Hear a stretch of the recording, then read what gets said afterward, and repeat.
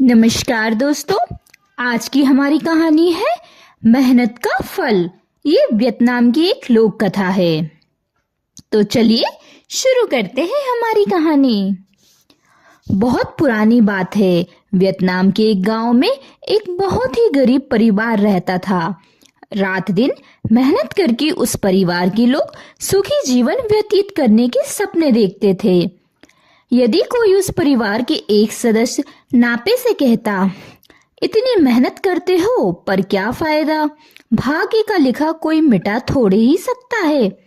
यह सुनते ही नापे बिगड़ जाता और कहता, भाग्य वाग्य कुछ नहीं है, जो है वह हमारी मेहनत का फल है। नापे की इन बातों से स्वर्ग का राजा बहुत नाराज हुआ। उसने तूफान दैत्य को बुलाकर कहा, जाओ जाकर भाग्य पर भरोसा न करने वाले उस युवक को मार डालो। स्वर्ग के राजा का यह आदेश रसोइया सुन रहा था। उसे नापे पर बड़ी दया आई। उसने अपने को जादू के जोर से एक बूढ़े में बदला और नापे की घर की ओर चल दिया। वहां पहुंचकर उसने नापे को आने वाली दुर्घटना के बारे में बताया और वहीं रहने लगा। नापे और उसकी पत्नी ने मिलकर घर की छत को केले के पत्ते से ढक दिया और घर की ओर आने वाले रास्ते पर फिसलने वाला द्रव्य फैला दिया।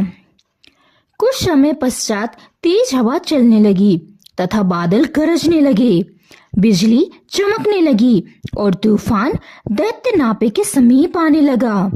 मगर वह जैसे ही समीप पहुंचा, बड़ी जोर से फिसल कर गिर गया।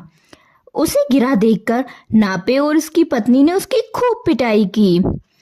इसके बाद स्वर्ग के राजा ने युद्ध दैत्य को भेजा और कहा कि वह नापे को समाप्त करके वापस आए। युद्ध दैत्य नापे के घर गया और उसके तकिए में बम रख दिया। नापे को स्वर्ग देवता की रसोइयों ने यह भी बता दिया। नापे ने उस बम को नष्ट कर दिया। अब स्वर्ग के राजा ने नापे को खत्म करने के लिए उल्लू दैत्य को भेजा। उल्लू दैत्य नापे के घर में उस समय पहुंचा जब वह घर में नहीं था। उसने बाहर से नापे की पत्नी का नाम 3 बार पुकारा, जिससे वह मर गई। ठीक उसी समय नापे घर लौटा।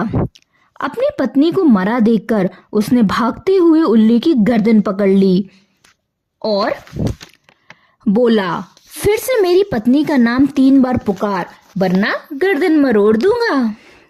अपनी जान खतरे में देखकर उल्लू ने 3 बार नापे की पत्नी का नाम पुकारा तो वह जिंदा हो गई। अब स्वर्ग के राजा ने जलीय दैत्य को बुलवाया और उस नापे को बर्बाद करने की हिदायत दी। जलीय दैत्य नापे के गांव में पहुंचा।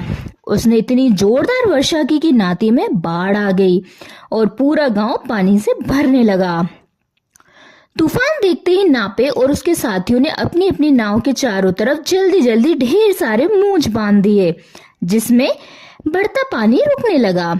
यह सब देखकर स्वर्ग का राजा समझ गया कि नापे से निपटना आसान नहीं है। उसने जलीय दैत्य को आदेश दिया कि वह पीछे हट जाए तथा नापे और गांव वालों को जो हानि हुई है उसको पूरा करे। नापे धरती पर जो करना या कहना चाहता है करने दिया जाए। तब से आज तक जब भी मूंज के पौधों में सफेद फूल उगते हैं, नदी में पानी का उफान अपने आप कम होने लगता है।